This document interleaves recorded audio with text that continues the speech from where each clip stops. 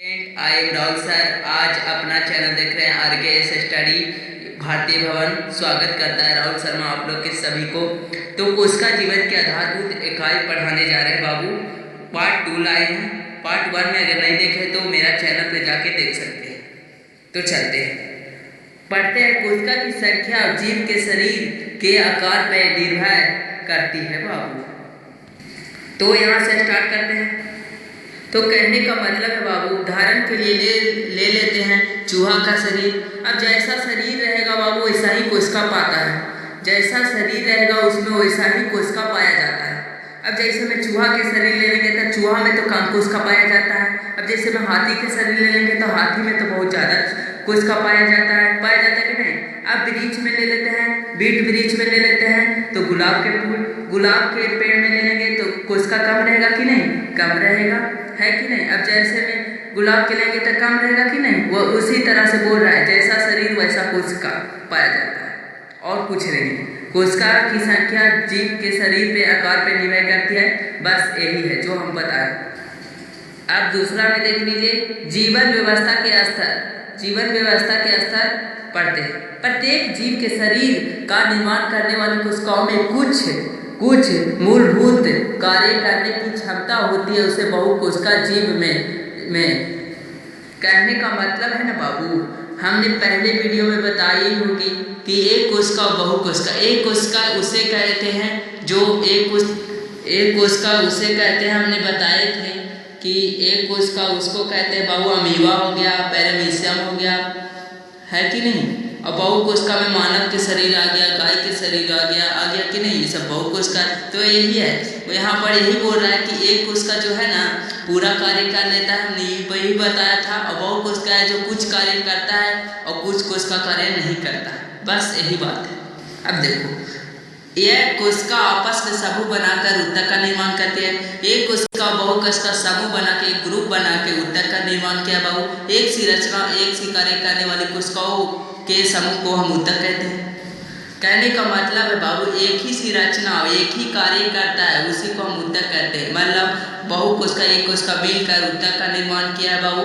तो बोल रहा है एक ही सी संरचना और एक ही कार्य करने वाली के समूह को हम ऊतक कहते हैं। ऊतक का समूह जो किसी विशेष कार्य के संपन्न करता है। जैसे में ऊतक का समूह किसी विशेष कार्य का संपन्न कर, जैसे हम पढ़ा रहे हैं तो बोलने का विशेष कार्य कर रहे हैं कि नहीं, उसी तरह से। तो ये समझ में आ गया होगा। अब हम बात करेंगे अर्थात भोजन जो स्पष्ट होता है बाबू संगत होता है, उसे अंग कहते हैं। जो से भोजन मौत के साथ खाते हैं कि नहीं, उसे भी अंग कहते हैं। वो मौत एक अंग है। सबसे पहले भोजन का अंतर्ग्रह होता है, फिर उसका पाचन अवशोषण और अपने भोजन के मल रूप के शरीर में बाहर निकालता होता है। और प्रत्येक कार्य अगला पाचन अंगों द्वारा होता है बाबू। उसे कहते हैं पाचन तंत्र, श्वसन तंत्र। तो समझ में आ गया।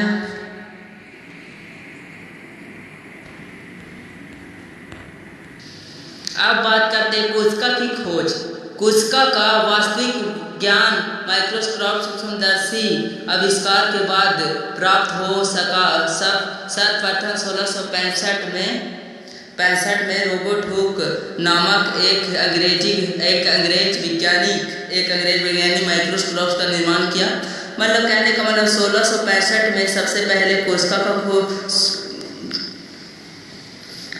रॉबर्ट हुक जो 1665 में सबसे पहले खोज किया सूक्ष्मदर्शी की। तो सूक्ष्मदर्शी किसे कहते हैं पहले ये समझाते हैं। जो नंगो आंखों से ना देखा सकता बल्कि सूक्ष्मदर्शी की सहायता से देखी जा सकते, उसी को हम सूक्ष्मजीव कहते हैं। तो पहले रॉबर्ट हुक 1665 में सूक्ष्मजीव का खोज किया बाबू।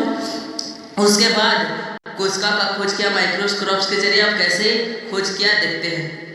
नामक एक अंग्रेजी वैज्ञानिक ने माइक्रोस्कोप का निर्माण किया। हुक अपने बताया कि माइक्रोस्कोप मतलब बाबू अपने माइक्रोस्कोप में एक क्रॉप जो पेड़ के छाल रहता है ना, उसको देखा अपने माइक्रोस्कोप में। तो लगता है कि पतली कांटा की तरह छोटे छोटे छेद थी। मधुमक्खी नियत अथी था, मधुमक्खी की तरह कोठरिया की तरह था बाबू। उसी को रॉबर्ट हुक ने नाम दे दिया, सेल का नाम दिया। अब दूसरा बार में साइंटिस्ट आया लिविनहो, जो 1674 में आया था। 1674 में उन्होंने एक जीवित कोशिका का खोज किया था बाबू। जीवित कोशिका में जैसे जीवाणु प्रोटोजोआ का खोज किया था। का अध्ययन रोबोटेहुक कहा जाता है। चाहे मरल खोजे चाहे जरल खोजे, लेकिन सबसे पहले तो रोबोटेहुक ने खोजा था। तो इसी को अध्ययन, इससे कोई पूछेगा कोशिका के अध्ययन क्या किया था, तो साइटोलॉजी ने किया था। आप कहेगा कोशिका के जन कौन है, तो रोबोटेहुक है। तो अब तीसरा बार में आया था 1831 में रॉबर्ट ब्राउन। अब रॉबर्ट ब्राउन ने बताया था ना बाबू कि एक जीव द्रव होता है, रॉबर्ट ब्राउन ने बताया था ना कि एक केंद्र गोलाकार रचना होती है, एक केंद्र होती है। रॉबर्ट ब्राउन ने 1831 में बताया कि एक केंद्र भी होता है। अब साइंटिस्ट आते हैं चौथा बार में पुरपुंजी ने 1839 में कोशिका के अंदर पाए जाने वाले बाबू, उन्होंने क्या बताया, उन्होंने बताया कि पुरपुंजी ने बताया 1839 में आया था, तो बताया था कि एक कोशिका में जीव द्रव होता है। तो 1838